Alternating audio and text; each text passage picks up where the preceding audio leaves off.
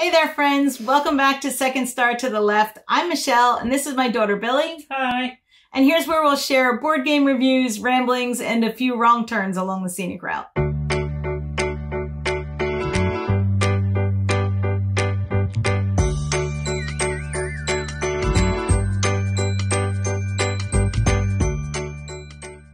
A lot of you know that we're on a no new game buying challenge in August and September, which means no new games, no new Kickstarters. And what started out as a money-saving strategy for travel and toys has turned into a really good opportunity for us to play our shelves.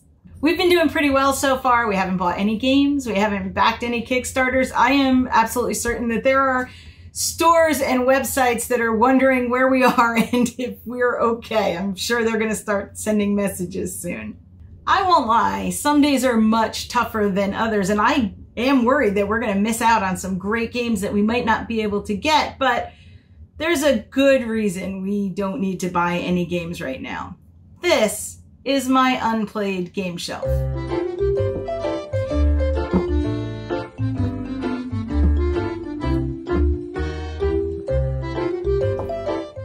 I want to talk about how this list got so long, why these games are on there, and which we are going to attempt to get to the table during this challenge. But first, what is it that you call this shelf? Shelf of shame?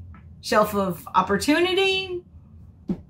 For a very long time, in what we lovingly refer to as the dark times, we didn't get to play many games. And when I say not many, I mean 2 years ago, we had 38 plays. We didn't play 38 games. We had 38 plays, and a great number of those were solo plays where I was just taking a game out and playing on my own. Oh no, we still bought them. We still dreamed of playing them. But there were some serious challenges here that meant that the actual act of sitting down at the table and playing a game together was almost impossible. But that's not my tale to tell. We'll go into that more in a future video. For that reason, I don't like to call it the shelf of shame. I have enough anxiety in my life without the hobby that I love weighing me down like some homework that I didn't finish. And honestly, is it a shelf of shame? I mean, I got a lot of joy and excitement out of researching the games and the arrival of the games and unboxing the games and dreaming up game nights that just didn't happen yet. There were valid reasons that we didn't get to play them right away, but I don't necessarily feel bad about that, and I don't want to. And shelf of opportunity always feels a bit like forced optimism to me, but I could just be really cynical. It works for some people. I've also heard shelf of possibilities, which I kind of like. We just stick to Unplayed Game Shelf, or UGS. No, not those. In this long list of games, there are some that we are still really excited to get to, and some that we struggle to get to because of player count, and some that maybe we just lost interest in. And maybe some will get culled before they even get played. No, they won't. In a long run, again, I have to remind myself that this hobby is supposed to be something that we look forward to. It's not work, it's not supposed to be stress, and it's not supposed to be something that piles on anxiety. So let's take a look at some of the games that just might not get to the table. There's two biggies that, besides player count, also aren't coming to the table during this challenge because they would take an entire day. And one of those is, who goes there? It's so big you can't see me behind it. Who goes there? We went there. We went there. We bought this on the first Kickstarter and then promptly backed the second edition upgrade, even though we still hadn't played it because we were so excited about this game because it's based on one of Billy's favorite movies, The Thing. And so Billy is convinced that we need to play this. And there's a dog mini, so I think that's what's going to get it. But this is a co-op game of growing paranoia. So it's a deduction game, and you know, it mimics the movie The Thing. If you haven't seen it, go ahead and watch it. Spooky months are coming up. It's a great movie for spooky months. Best horror movie ever. Debatable. Okay, and the other one, the other big giant game that has been sitting on our shelf for over 2 years probably, and I just have to try and find enough people who are willing to sit down and learn the game for 6 to 8 hours with us. And that one would be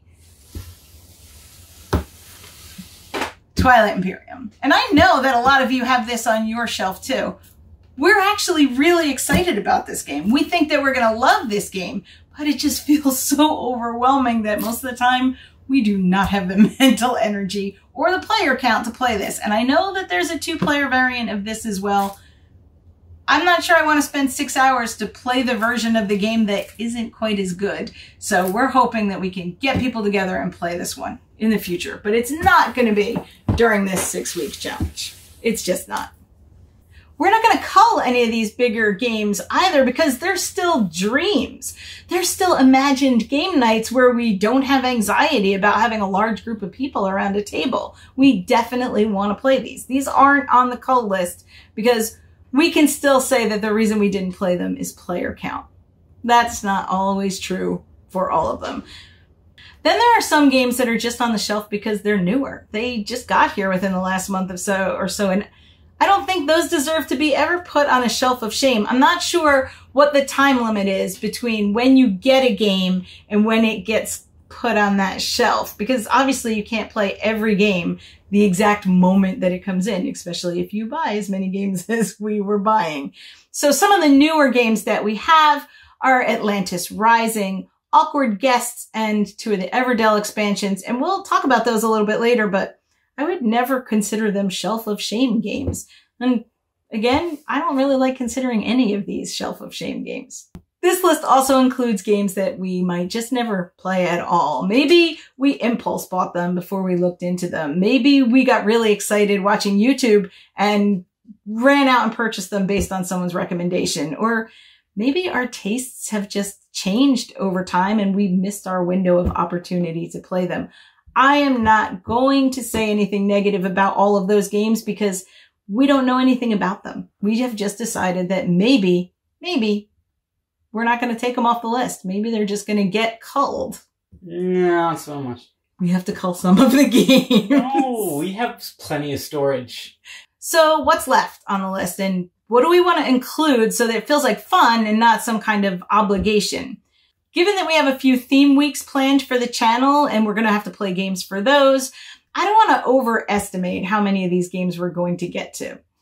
We're going to shoot for 1 a week between now and the end of the challenge, October 1st. That's 6 games. I think that's pretty reasonable. What do you think we should play? No. We never played We it. did. Okay. All right. Look. Billy would like us to play Imperial Assault, and I'm going to argue that we have already played this game. We never finished it. Okay. Imperial Assault is a campaign game. It's a Star Wars game, and apparently playing a little of it does not count as playing it. So we are going to have an honorable mention, because what good would a YouTube list be without an honorable mention? So the 7th choice for our challenge will be to play through some, maybe not all, Most. some more of Imperial Assault. Happy now? Yes. Okay. First up on the actual list is going to be a game that we should have played a long time ago, and that is Clank, a deck building adventure published by Renegade Games. Obviously, we're going to love Clank. We just never got around to playing it. We picked it up recently. It went on the shelf and got passed by for newer and shinier things, but this is definitely going to be one that we love. It's a favorite of a lot of people's, and we love deck building games. And we like the theme, although I would like to try some of the other themes out if it turns out this is something that we like. Especially, so, you know, especially the ocean one. The ocean one, or space, I believe there's space. Oh, space could be cool. So you don't buy more games to put on the shelf.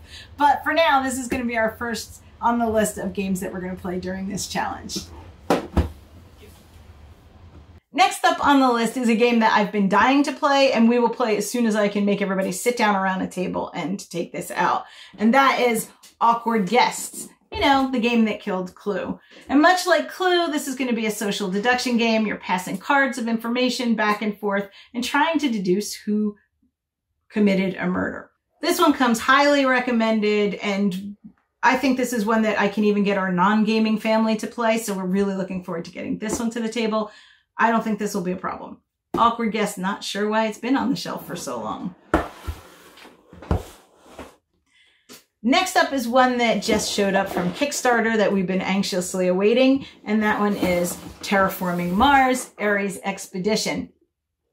We never played Terraforming Mars, and I think this is probably as close as we're going to come to it. So looking forward to this. Went all in, got the fancy metal cubes. We're ready to get this to the table. We just have to learn how to play it first. And I think sometimes that's a reason why games sit on the shelf for a long time, because there's a huge learning curve to some games. Now, I've heard that this one isn't so bad, but we're not familiar with the original game, so we don't know what not so bad is going to mean. But this one looks like a lot of fun.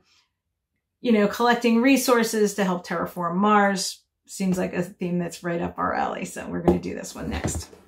Next up is one that just arrived and is stunning to look at, and that is Atlantis Rising from Elf Creep Games, designed by Galen Sissel and Brent Dickman, with artwork by Vincent Dutrait and graphics by Peter Gifford.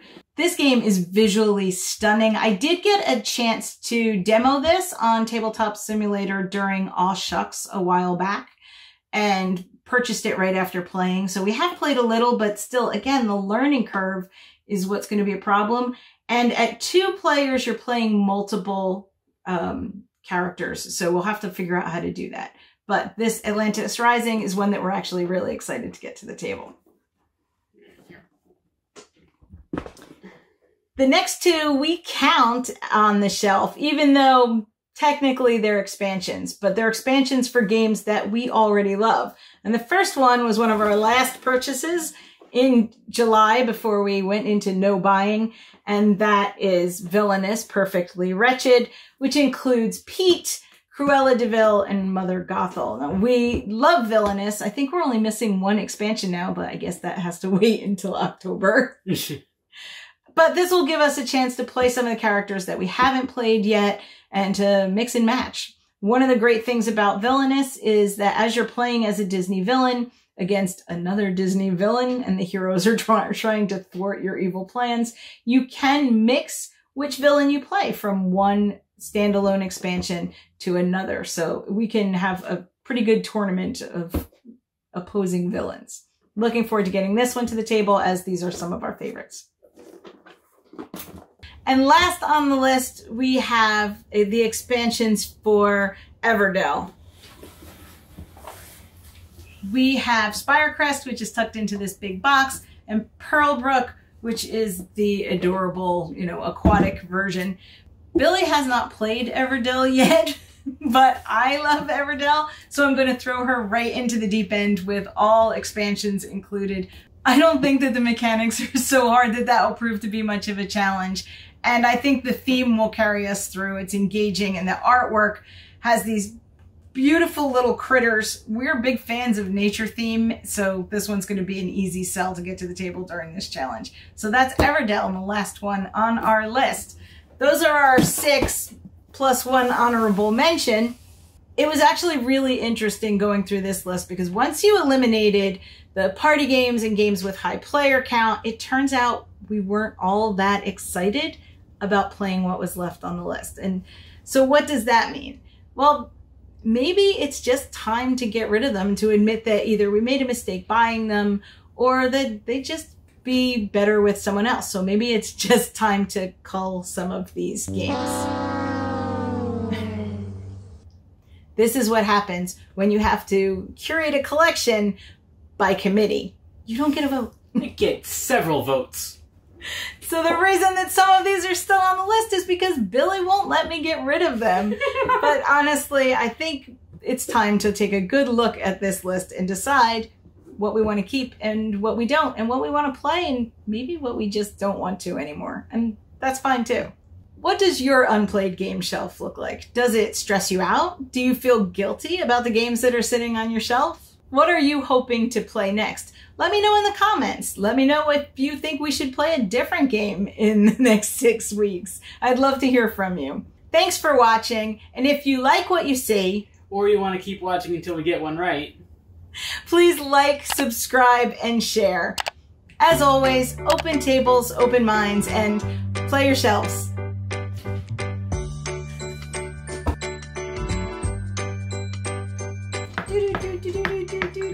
Is it recording yet? Oh, it is. Yeah. Oh, okay, wait. Here we go. Oh, hi, Mommy. And the theme is adorable, so you're going to... No more adorable. I like adorable. Adorable is adorable. It's cute. Stop. One try! Wait, did you say to the left? Uh-huh. Nice. No, not helpful. Oh, he's helping. Not okay. He wants to be in the video too. No.